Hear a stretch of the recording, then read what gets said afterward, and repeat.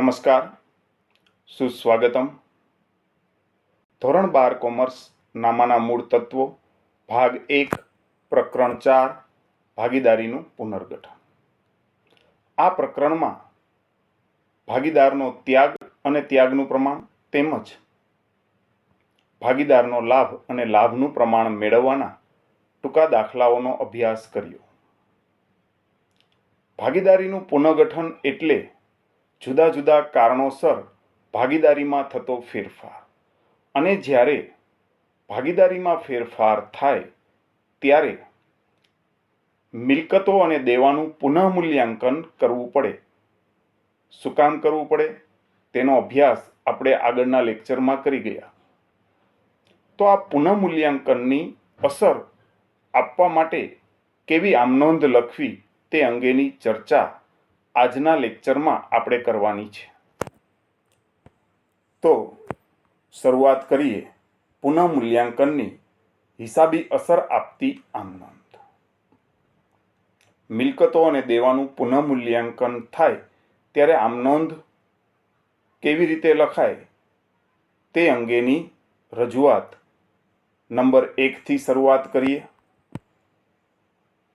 જ્યારે મિલકતોની કિંમતમાં વધારો થાય ત્યારે મિલકતોની બાકી હંમેશા ઉધાર હોય છે, અને તેમાં વધારો થાય તો જે તે મિલકત ખાતે ઉધાર કરવામાં આવે છે, અને આપણા જ ધંધાની મિલકત છે ને તેની કિંમત વધે તો આપણને ફાયદો થાય કે નુકસાન એ એક કલ્પના કરી લેવી જોઈએ. ધારો કે તમારી પાસે 50,000નું ફર્નિચર છે, પરંતુ આજે આ ફર્નિચર વેચવા જઈએ તો તેના 70,000 ઉપજે તેમ છે, તો આપણને આ મિલકતમાં 20,000નો ફાયદો થયો ગણાય. તો આવો નફો કે ફાયદો આપણે નફા નુકસાન ખાતે જમા કરીએ છીએ. અહીં ભાગીદારીનું પુનર્ગઠન, પ્રવેશ કે નિવૃત્તિ સમયે આપણે આવો નફો કે નુકસાન નોંધવા માટે પુનઃ મૂલ્યાંકન ખાતું તૈયાર કરીએ છીએ, જે નફા નુકસાન ખાતા જેવું જ હોય છે, જેને નફા નુકસાન હવાલા તરીકે પણ ઓળખવામાં આવે છે. તો નફો છે તે હંમેશા નફા નુકસાન ખાતે જમા થતો હોય છે તે આપણે જાણીએ છીએ, અને અહીં પુનઃમૂલ્યાંકન ખાતું નફા નુકસાન ખાતા જેવું જ છે. તો મિલકતની કિંમતનો વધારો પુનઃમૂલ્યાંકન ખાતે જમા થશે, અને જે તે મિલકત ખાતે ઉધાર થશે, એટલે કે તેની આમનોંધ આ રીતે થશે: જે તે મિલકત ખાતે ઉધાર તે પુનઃમૂલ્યાંકન ખાતે જમા. નંબર 2 જોઈએ તો મિલકતની કિંમતમાં ઘટાડો થાય. મિલકતની કિંમતમાં ઘટાડો એટલે જે તે પેઢી કે ધંધાકીય એકમ માટે નુકસાન કહેવાય. નુકસાન છે તે પુનઃમૂલ્યાંકન ખાતે ઉધાર આવશે, અને જે તે મિલકત ખાતે તે રકમ જમા કરવામાં આવશે, એટલે આમનોંધ આ મુજબ થશે: પુનઃમૂલ્યાંકન ખાતે ઉધાર તે જે તે મિલકત ખાતે જમા. નંબર 3 જોઈએ તો દેવાદાર પર ઘાલખાદ કે વટાવ અનામતની જોગવાઈ કરે ત્યારે. દેવાદારો પર ઘાલખાદ કે વટાવ અનામતની જોગવાઈ કરીએ છીએ ત્યારે આપણે દેવાદારની તેટલી ઓછી કિંમત દર્શાવીએ છીએ. દેવાદાર એટલે આપણું લેણું. લેણું એટલે એ ચાલુ મિલકતનો ભાગ છે, એટલે કે ચાલુ મિલકતની કિંમત અહીં ઘટે છે. તો મિલકતની કિંમતમાં ઘટાડો થાય તો આપણે અસર આપીએ છીએ પુનઃમૂલ્યાંકન ખાતે ઉધાર. તો તે જ અસર અહીં આપવાની થશે: પુનઃમૂલ્યાંકન ખાતે ઉધાર તે ઘાલખાદ અનામત ખાતે જમા, અને તે દેવાદાર વટાવ અનામત ખાતે જમા.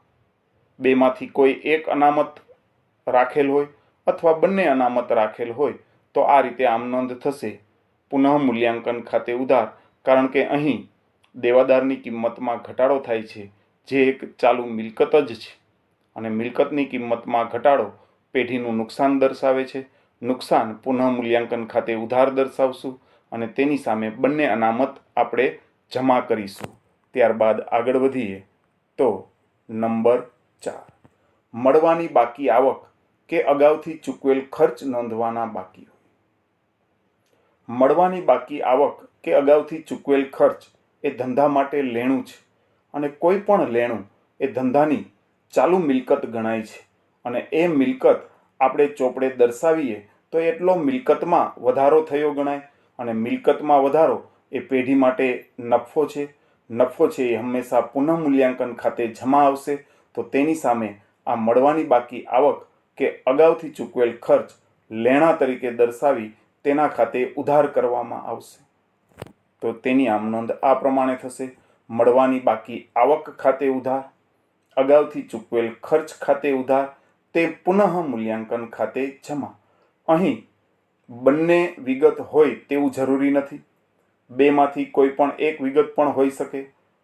ફક્ત મળવાની બાકી આવક અંગેની સ્પષ્ટતા કરેલ હોય તો ફક્ત આમ નોંધ આ રીતે આવશે: મળવાની બાકી આવક ખાતે ઉધાર, તે પુનઃ મૂલ્યાંકન ખાતે જમા.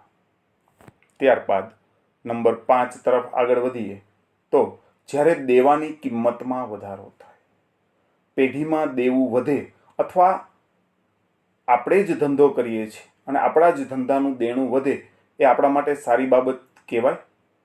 આ પ્રશ્ન આપણા મનમાં થવો જોઈએ.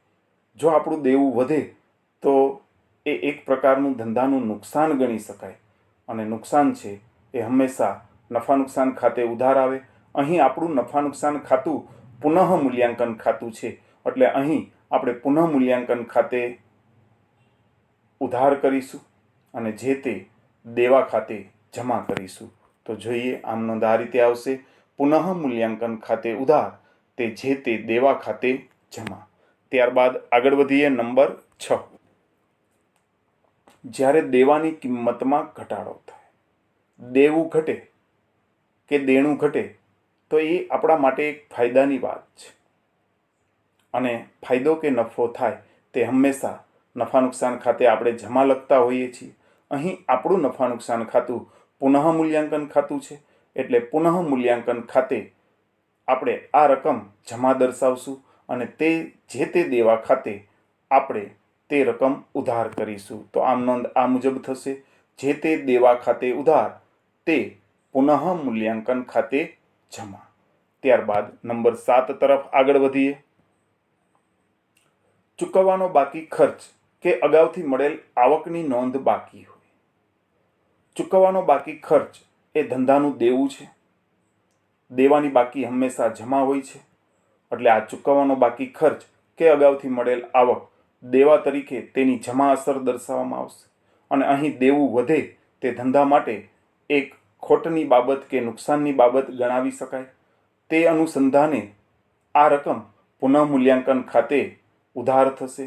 તેથી આમ નોંધ આ પ્રમાણે થશે: પુનઃ મૂલ્યાંકન ખાતે ઉધાર, તે ચૂકવવાના બાકી ખર્ચ ખાતે જમા, તે અગાઉથી મળેલ આવક ખાતે જમા. અહીં બેમાંથી કોઈ પણ એક વિગત પણ હોઈ શકે છે તો તે બાબત પણ ધ્યાનમાં રાખવી. ત્યારબાદ આગળ વધીએ તો નંબર 8, પુનઃ મૂલ્યાંકન ખાતાનો નફો હોય તો. પુનઃ મૂલ્યાંકન ખાતાનો નફો જૂના ભાગીદારો વચ્ચે હંમેશા જૂના પ્રમાણમાં વહેંચાતો હોય છે. તો જૂના ભાગીદારોને આ નફો જમા મળે છે અને આ નફો પુનઃ મૂલ્યાંકન ખાતે ઉધાર કરી ખાતું સરભર કરવામાં આવશે. એટલે આની આમ નોંધ આ રીતે થશે: પુનઃ મૂલ્યાંકન ખાતે ઉધાર, તે ભાગીદારોના મૂડી અથવા ચાલુ ખાતે જમા, પણ કયા પ્રમાણમાં? તો કે જૂના પ્રમાણમાં. ત્યારબાદ નંબર 9 તરફ આપણે આગળ વધીએ તો પુનઃ મૂલ્યાંકન ખાતાના ખોટ હોય તો. પુનઃ મૂલ્યાંકન ખાતાની ખોટ કે નુકસાન હોય તો શું આમ નોંધ થાય? તો ખોટ છે તે ભાગીદારો વેચી લેશે, જૂના પ્રમાણમાં વેચશે, અને ખોટ છે તે ભાગીદારોના મૂડી અથવા ચાલુ ખાતે ઉધાર કરવામાં આવે છે, તો સામે પુનઃમૂલ્યાંકન ખાતું બંધ કરવા તેના ખાતે તે રકમ જમા કરવામાં આવશે. તેથી આમ નોંધ આ પ્રમાણે થશે. ભાગીદારોના મૂડી અથવા ચાલુ ખાતે ઉધાર કયા પ્રમાણમાં? જૂના પ્રમાણમાં. નફા નુકસાનના જૂના પ્રમાણમાં આ રકમ અલગ અલગ ભાગીદારો ખાતે ઉધાર થશે અને સમગ્ર રકમ પુનઃ મૂલ્યાંકન ખાતે જમા થશે. ત્યારબાદ નંબર 10, એકત્રિત નફાની વહેંચણી અંગે. સામાન્ય અનામત નફા નુકસાન ખાતાની પેઢીમાં જમા બાકી હોય, કારીગર અકસ્માત વળતર ભંડોળ હોય, તો આ બધી બાબતને એકત્રિત નફા તરીકે ઓળખવામાં આવે છે. અને આ ધંધાનો એકત્રિત નફો છે તે પુનઃમૂલ્યાંકન સમયે કે ભાગીદારીના પુનઃગઠન સમયે ભાગીદારો વચ્ચે જૂના નફા નુકસાનના પ્રમાણમાં વહેંચી દેવામાં આવે છે. એટલે કે આ સમગ્ર રકમ અલગ અલગ ભાગીદારોના ખાતે તેના જૂના પ્રમાણમાં જમા થશે, તો સામે આ જે એકત્રિત નફો છે તેના ખાતે ઉધાર કરવાનું થશે. એટલે કે સામાન્ય અનામત હોય તો તેના ખાતે ઉધાર કરી અને ભાગીદારોના મૂડી અથવા ચાલુ ખાતે આ રકમ જૂના નફા નુકસાનના પ્રમાણમાં જમા કરવામાં આવે છે. તો આ બધી જ વિગતની આમ નોંધ સમગ્ર રીતે જોઈએ તો આ રીતે બનશે. સામાન્ય અનામત હોય તો તેના ખાતે ઉધાર, નફા નુકસાન ખાતાનો નફો દર્શાવેલ હોય તો તેના ખાતે ઉધાર, કારીગર અકસ્માત વળતર ફંડ આપેલ હોય તો તેના ખાતે ઉધાર, અને તે ભાગીદારોના મૂડી અથવા ચાલુ ખાતે જૂના પ્રમાણમાં જમા રકમ કરવામાં આવશે. મિત્રો, અહીં હું દરેક વિગતમાં હોય તો એમ શબ્દ બોલતો હતો. એનો મતલબ કે આપણને રકમમાં આ ત્રણમાંથી કોઈ પણ એક કે બે વિગત આપેલ હોય તો તે એક વિગત કે બે વિગત ખાતે ઉધાર કરી અને ભાગીદારોના મૂડી અથવા ચાલુ ખાતે તે રકમ જમા કરવામાં આવશે. તે આપણે સ્પષ્ટ રાખીશું. ત્યારબાદ આગળ વધીએ તો નંબર 11, એકત્રિત ખોટની વહેંચણી અંગે. એકત્રિત ખોટ એટલે ધંધામાં સતત ખોટ જતી હોય અને તે ખોટ ભાગીદારો દર વર્ષે વેચવાને બદલે પાકા સરવૈયામાં મિલકત લેણા બાજુ દર્શાવે તો તે અવાસ્તવિક મિલકત કહેવાય.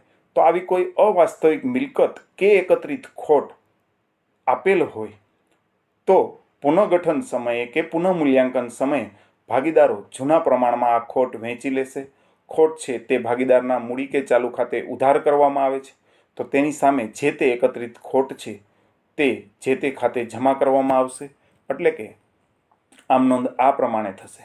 ભાગીદારોના મૂડી અથવા ચાલુ ખાતે ઉધાર તે નફા નુકસાન ખાતે જમા. તો અહીં નફા નુકસાન ખાતામાં કૌંસમાં ખોટ લખેલ છે. ખોટ હોય ત્યારે આ આમ નોંધ આવે અને ઉપરની વિગતમાં નફા નુકસાન ખાતે છે ત્યાં કૌંસમાં નફો લખેલ છે. એટલે કે જ્યારે નફા નુકસાન ખાતું આપેલ હોય અને તેની જમા બાકી કે નફો આપેલ હોય તો નફા નુકસાન ખાતે ઉધાર તે ભાગીદારના ચાલુ કે મૂડી ખાતે જમા થાય છે. અને નફા નુકસાન ખાતાની ઉધાર બાકી કે ખોટ આપેલ હોય તો આ એકત્રિત ખોટની વહેંચણી ભાગીદારોના મૂડી ખાતે કે ચાલુ ખાતે ઉધાર કરી અને નફા નુકસાન ખાતે જમા કરવામાં આવે છે.